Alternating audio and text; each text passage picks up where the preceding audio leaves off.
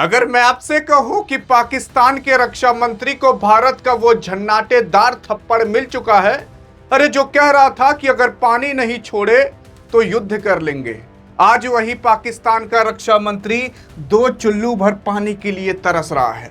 आज वही पाकिस्तान का रक्षा मंत्री वापस से भारत को धमकी देते हुए कह रहा है कि अगर पानी नहीं छोड़ा तो युद्ध होगा। सवाल यह उठता है कि भारत ने क्या जवाब दिया है।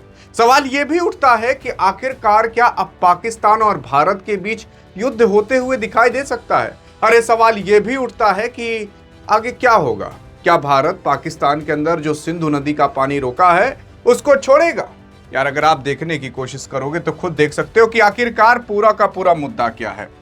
अपनी नाकामियों को छुपा रहे पाकिस्तान की पानी के लिए युद्ध वाली धमकी पर भारत का वो पलटवार आ चुका है, जो पलटवार अब पाकिस्तान झेल नहीं पाएगा। और उसी के साथ साथ पीओके पर भी खूब सुना दिया है भारत ने। आखिरकार क्या सुनाया है? क्या ऐसे झन्नाटेदार थप्पड़ मारे हैं पूरे पाकिस्तान को कि पाकिस्तान कहीं पर भी अपना गाल दिखाने लायक नहीं बचा, क्योंकि 5 के 5 उंगली छप चुकी है।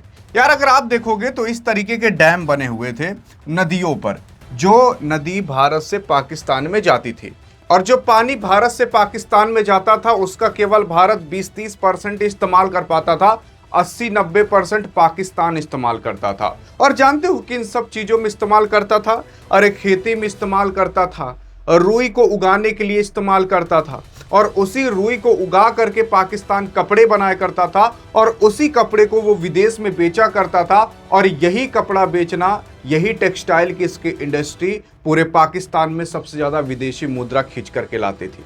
अगर भारत ने ये पानी बंद कर दिया तो आप जान जाइए पूरी तरीके से इनकी इंडस्ट्री ठप पड़ जाएगी और ये कपड़े बना नहीं पाएंगे, क्योंकि खेती कर नहीं पाएंगे, कपास उग नहीं पाएगा, और नहीं उगेगा तो खेती और कपड़ा कहाँ से उसकी व्यवस्था हो पाएगी।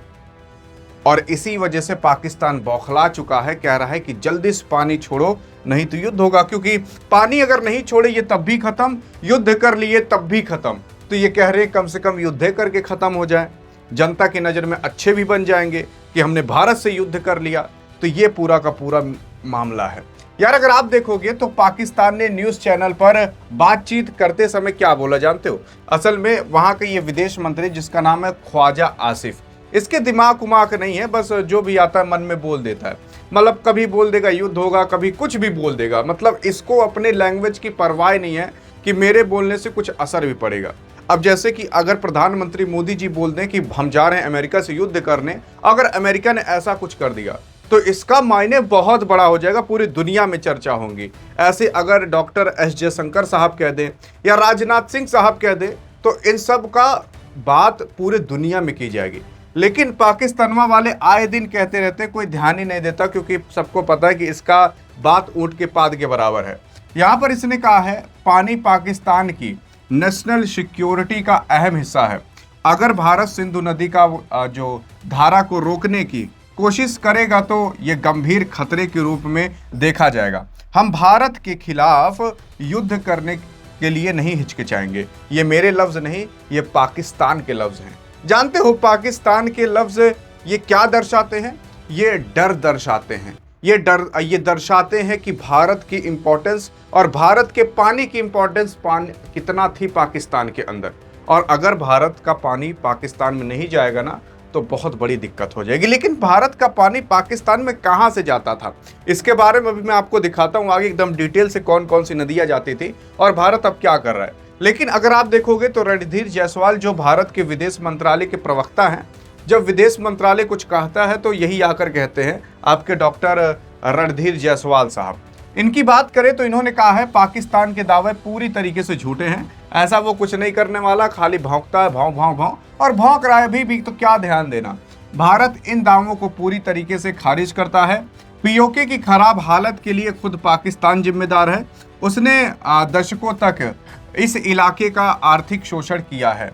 इसका मतलब ये है कि जो पीओके है उसका भी जो जिम्मेदार है वो पाकिस्तान खुद ही है। पाकिस्तान के ऊपर पूरी तरीके से आरोप थोपते हुए भारत के विदेश मंत्रालय के प्रवक्ता ने सब कुछ बोल दिया है। अब बात करें पीओके की, तो पीओके के अंदर आपने देखा होगा कि पाकिस्तान ने अभी 200 लोगों से ज्यादा को सीधे भून डाला था। कई सारे लोगों को घायल कर दिया था। तो पीओके के अंदर अभी ये नारे लगने चालू हो चुके हैं कि भैया पीओके से पाकिस्तान को बाहर निकालो। पीओके के लोग ये कह रहे हैं कि हमारे देश से पाकिस्तानी को निकालो। इसका मतलब आप समझ रहे हो? इसका मतलब पीओके के लोग पाकिस्तान को अपना देश मानते ही नहीं, वो मानते हैं हिंदुस्तान को, यानी कि इंडिया को। उनके लफ्ज एक बार सुनिए, उनका लफ्ज ये कहता है कि पीओके से या हमारे देश से पाकिस्तानियों को निकालो।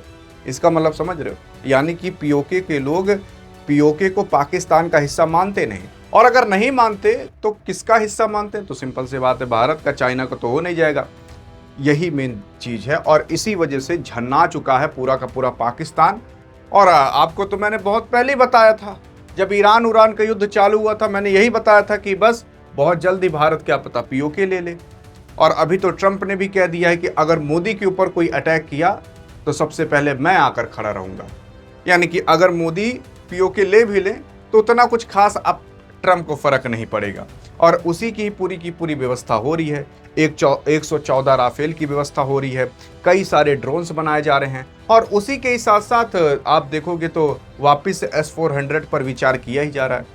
उधर सिलीगुड़ी कॉरिडोर में लगाए जा रहे हैं S-400, इधर तैनात किए जा रहे हैं S-400, हर जगह पर तैनात हो रहे हैं, और अलग अलग तरीके की मिसाइल से बनाई जा रही हैं केवल पीओके को लेने के लिए।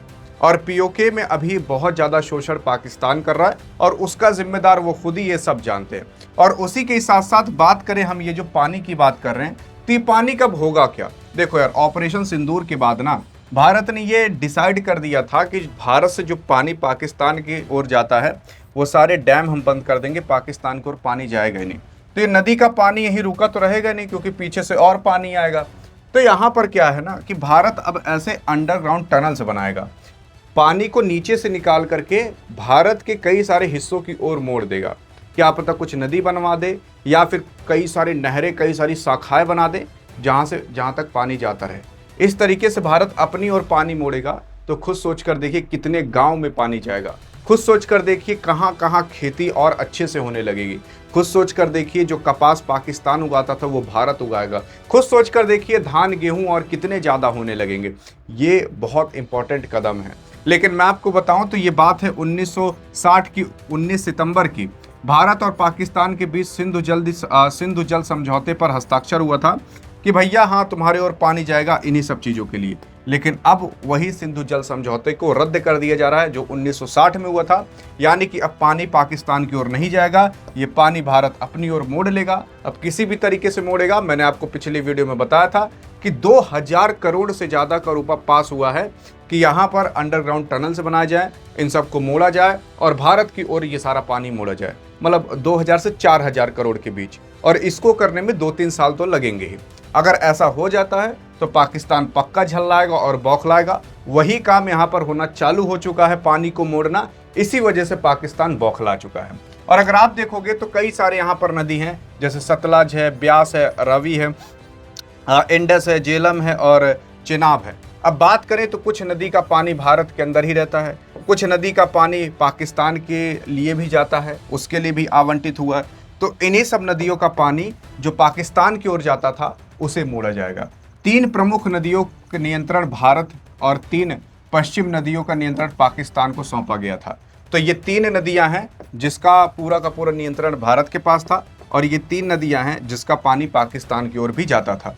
और अगर मैं नदी की बात करूं तो आप देख सकते हो ये पूरा का पूरा भारत है। इस तरीके से काफ़ी सारी नदियां गई हैं, और ये नदी पाकिस्तान में ही आपको जाते हुए दिखाई देंगी। अब इन सब नदियों का पानी रोका जाएगा, भारत की ओर टर्न कर दिया जाएगा अलग अलग शाखाओं में, अलग अलग जगह पर। लेकिन अगर आप सोचते हो कि मान लेते हैं कि पाकिस्तान आगे चल करके कभी कुछ मतलब अनाउंस कर दिया कि भैया अब युद्ध होगा, ये सारी जानकारियां आपको तुरंत मिल जाएं, इसी वजह से हमने खास तौर पर आपके लिए एक डियर गुरु नाम से व्हाट्सएप चैनल बना दिया है। इसका लिंक आपको डिस्क्रिप्शन और पिन कमेंट में मिल जाएगा, जाकर आप फॉलो कर सकते हो। देश दुनिया और इंडिया पाकिस्तान संबंधित जो कुछ भी होगा वो आपको यहाँ पर तुरंत मिलता रहेगा। अब अगर आप चाहते हो कि आपको तुरंत के तुरंत सारी जानकारियाँ मिलते रहें तो आप जाकर फॉलो कर सकते हो, और जो फॉलो किए उनसे आप पूछ सकते हो कि कितनी ज़्यादा जानकारियाँ केवल एक व्हाट्सएप चैनल पर मिल जाती है। बाकी यहाँ अधिक जानकारी चाहिए तो इस वीडियो में मिलते हैं, तब तक लिए जय हिंद जय भारत।